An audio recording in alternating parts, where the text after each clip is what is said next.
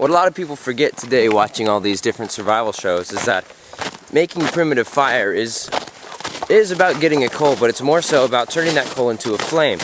And if you can't do that, there's no reason in getting a coal in the first place. So we're going to talk today about getting that coal into a flame. I'm going to be showing you guys something called a fire piston, which is a device where you hit the handle, you pull it out, and it gives you a coal. It's great for practicing if you don't have one. I mean, why not expand your gear? But if you don't want one, there's other ways to do it. You can just use the coal from an already made fire. There's multiple ways to create a coal, and you can cheat on this. Like, this is not something that matters for practice, because you need to be able to turn any old coal, big or small, into a flame. Our first step is going to be gathering materials. You're going to want grass and cottonwood bark. That's what I find works really well. I've been practicing this a lot since I've had quite a few failures at making primitive fire because of this. I can get coals day in and day out, but turning it into a flame, that's where I struggle. So let's get into that. Finding grass in the springtime in Alaska can be a bit of a challenge. But right here next to my little camp spot, you can see there is some grass under the snow. However, this is going to be frosted over stuff. Nothing I can really use because it's too wet. But if I look at the base of these spruce trees, I get tufts of grass that have been in the sun all day. These ones, they don't have any frost or anything on them, and I can grab this upper part, but this lower part is still soaked, so I have to be sure to cut that off if I want to use it. The other thing you're going to want to use for primitive fire is, in Alaska anyway, cottonwood bark. Now, cottonwood is a tree that personally I thought was a complete trash tree. I wasn't sure there was any good use for it. But however, apparently it's really good for making primitive fire. I have not used it to get a coal yet. I haven't made a kit. But I've used the bark to create several fires, and it's excellent stuff. So I don't have a tree around here to show you. I'm surrounded by black spruce, but I have collected some bark, and I can show you how to process it. So here it comes. Before I forget, I want to show you guys this plant. There are several ones of these around my the area I'm in, which is a bog. Whoop. Camera flip, but yeah, there it is. And these plants are called Labrador. Now, Labrador grows en masse, as you can see, and it was used by Native Americans and natives in other areas, I believe, for tea and making steak. It smells excellent, and I've been collecting this stuff for tea for a while. I need to make a new batch because I have a cold, and Labrador is really good for treating colds, or so I've read. We're going to have to find out. But it tastes great, and it smells great. However, don't use too much of it. Don't use it in excess, because it will give you a stomach ache. So that's a quick tip for the day. Alright, so I'm going to show you guys first how to make the initial bundle. There's 3 steps to this in my opinion. I hope the dog doesn't knock the camera over. Okay, we're good. There's 3 steps to this. The initial bundle, the second layer, and then the coal layer. There's a couple different ways to make the initial bundle. Today I'm going to show you the traditional bird's nest type. So I have some collected grass here. And I'm going to gently give it a few bends so that I can create some flexibility in it. Just popping it, because I don't want any one like super obvious kink, because that can ruin it. Now I'm going to bend it in a circle as much as I can, evenly. I'm going to take these ends, and what I've learned to do is fold them into the circle and then out the other side.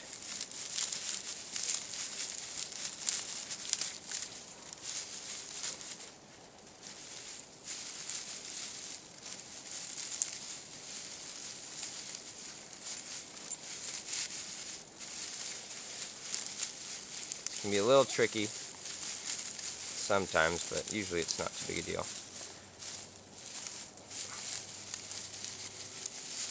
Then I like to even out the ring. The easiest thing to do with this ring is just pull the sides into the middle and start spreading them out to give it a base to put your other layers on. The second thing you're going to want is some kind of really stringy bark.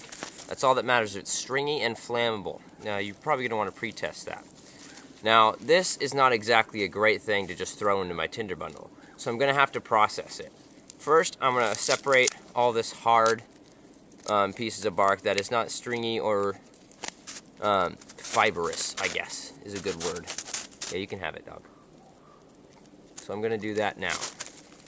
Thing you have to be really sure about this kind of bark is that it's bone dry, because cottonwood soaks up water like a sponge. It's not really good for too many things, in my opinion. Now you can see I've gotten a lot closer, and that's because I want to show you an important technique. This is the processing part. So I have my bark, and I'm going to bundle it up into a weird form so that I can hold it all like this. Now what I'm going to do is I'm going to rotate my hands while pressing them together. And this shreds the bark, giving me the kind of tinder a coal is going to need to grow up into a fire. Looks like this piece is not adequate, has not made the cut, so I'm going to shred off the pieces of bark that are making it hard, and then I'm going to continue to process this.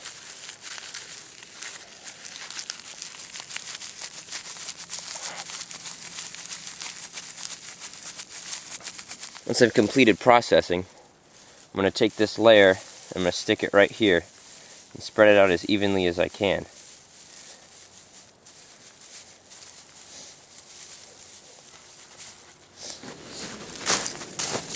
For the coal layer of this tinder bundle, I'm going to be using a finer grass that I found. Because there's ones that are thick and really heavy, but this one is like really fine and just dead leaves pretty much.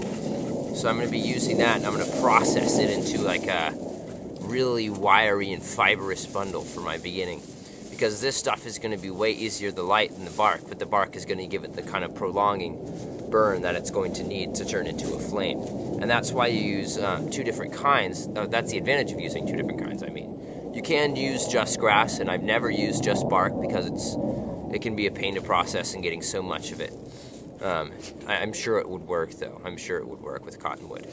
But yeah, I'm going to process it down into a fiber, and I'll show you guys the end result of that. But I got some work to do.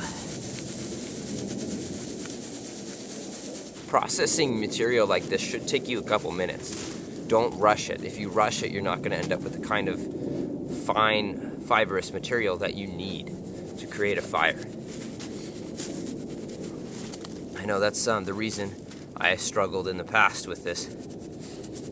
I have made fire a couple times now, primitively. I have it on video, but the video is just, the quality's crappy. I need to get a better shot of it. There you go, that's the difference right there. This is a little bit moisturized, but that isn't something you should worry about, because when you shred it, sometimes there's moisture left over in the plant. So it should be fine. However, if it's too moisturized, don't be generous about that.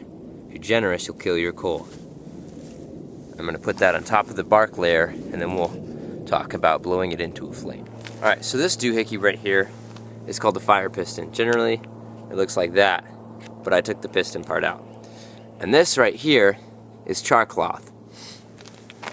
Now I'm going to take my char cloth, I'm going to ball it up as much as I can and fit it in that little hole.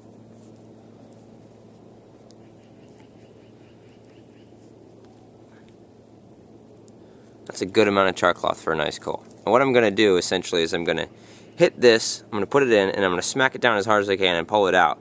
And that creates something around, I think, 3,000 degrees in there, just in this little tube, for half a second, because it makes that vacuum and all the pressure goes whoop right to this char cloth. And knowing char cloth, you'll know it'll light like that with this kind of situation. What depends though is that you have enough Vaseline, and then this is stayed slick, because if you let it dry out, it won't work, is what it won't do. So that's a problem. Anyway, I'm going to make our coal, I'm going to put it in the tinder bundle, and then we're going to do that. Oh, we might be having a Vaseline problem today, folks. Sealed up. There we go. There's the coal. This is a great tool to use for practicing tinder bundles, because you start out with a small, seemingly insignificant coal. Anyway.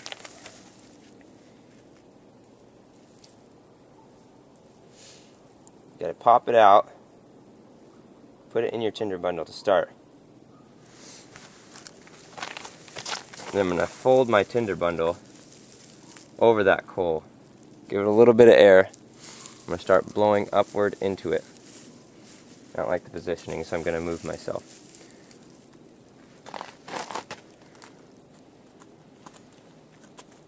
This part has to be really gently done, otherwise you will kill the coal. Be really gentle when you start, and once you start seeing it spreading into the grass, you can increasingly give it more and more air.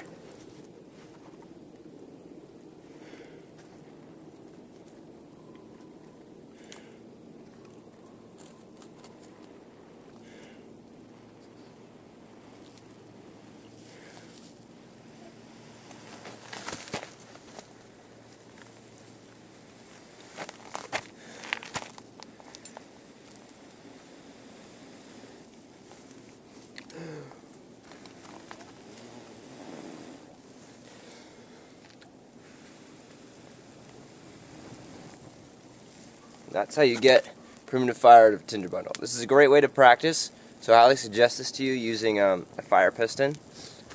Thanks for watching. Woo! That's nice.